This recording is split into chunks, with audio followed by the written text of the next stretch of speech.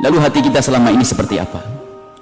Kita mungkin sering mengutuk orang, mungkin kita sering mencaci seseorang, mungkin kita sering mengolok seseorang, mungkin tiba-tiba kita membenci seseorang, dan mungkin kita adalah termasuk orang yang mendendam kepada seseorang sampai hari ini hanya karena kita dizalimi.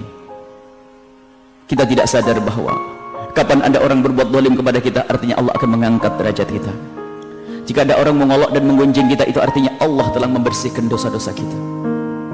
Ayo kita sadar, tidak perlu dibalas dengan dendam juga, tidak perlu dibalas dengan amarah. Ini yang perlu kita tata di dalam hidup kita ini, yang perlu ditata, perlu dihadirkan di dalam hati kita, sehingga kita akan mudah memaafkan kepada orang yang berbuat salah kepada kita, mengambil hak kita.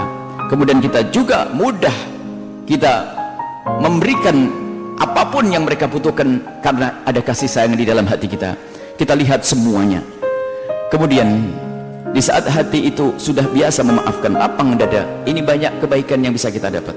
Kalau kita biasa mendoakan orang lain, ini lihat orang yang bejat, orang yang terjerumus dalam zina, doakan, maka dengan doa untuk mereka menjadi sebab keluarga kita akan dijaga oleh Allah Subhanahu wa taala.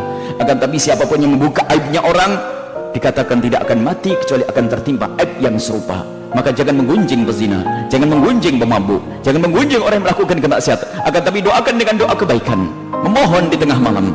Ini yang harus kita hadirkan. Kenapa? Kita sering sombong dengan ibadah kita, kita takut dengan ibadah ternyata menjadi sombong, seolah-olah sudah menjadi ahli surga. Kalau lihat orang lain bermaksiat sudah langsung neraka, neraka, neraka, seolah dia sudah pasti jaminan bakal masuk surga Allah Subhanahu wa taala. Pandang mereka, pembantu di rumah kita adalah umat Nabi Muhammad. Kita mengangkat suara untuk mereka pun ada hitungannya di hadapan Allah. Alangkah indahnya kita berperilaku lembut dengan mereka, kita sabar dengan lembut. Kalau beliau lebih tua dari kita, kita panggil sebagaimana wajarnya kita memanggil orang yang lebih tua, dan kita memberikan penghormatan sebagaimana wajarnya. Kalau dia lebih muda dari kita, kita berikan kasih sayang sebagaimana wajarnya. Sehingga inilah hati yang mulia. Insya Allah kalau kita hidupkan makna kasih sayang, rahmatan lil alamin yang sesungguhnya, kita dengan sekeluarga indah, dengan tetangga indah, dengan masyarakat di kiri kanan indah, karena adanya kasih sayang. Dimulai dari mana tadi? Membiasakan untuk mendoakan mereka. Sudah doakan mereka, semarah apapun kita dengan doa. Dengan doa ada dua keutamaan. Yang pertama, kalau kita sering mendoakan orang lain, Allah akan menghilangkan penyakit hati di hati kita, sehingga akan hilang kebencian, hilang dengki, hilang ngiri kepada siapapun. Yang kedua, kalau kita sering mendoakan orang lain, ini luar biasa, menjadi sebab doa dikabul untuk kita. Makanya kalau ada orang pengen dikabul doanya, jangan doanya orang egois, ya Allah berikan kepada aku itu ego. Aku itu kerjaannya iblis, suka ngomong aku. Akan tapi kalau kita doakan orang lain, khususnya orang yang berbuat salah kepada kita, yang bermasalah kepada kita, di saat kita mendoakan dengan segudang doa, maka itu akan dikabulkan untuk kita terlebih dahulu sebelum dia. Inilah doa yang sangat mudah dikabul oleh Allah, sekaligus untuk membersihkan hati kita.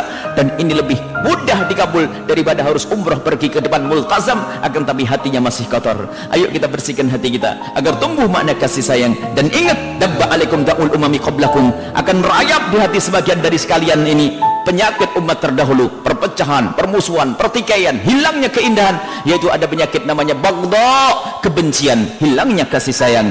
Wa ya tahliq wa ya khaliqatu, dia adalah pemangkas, wal aqulu tahliqu sya'ra, dan aku tidak mengatakan mangkas rambut, walakin tahliqud dina, tapi mangkas agama. Biarpun alimnya kayak apa, kalau hilang makna kasih sayang, dia akan berbuat zalim kepada siapapun. Bahkan kezaliman orang yang diberi Allah kelebihan tidak seperti kezaliman orang yang tidak punya kelebihan.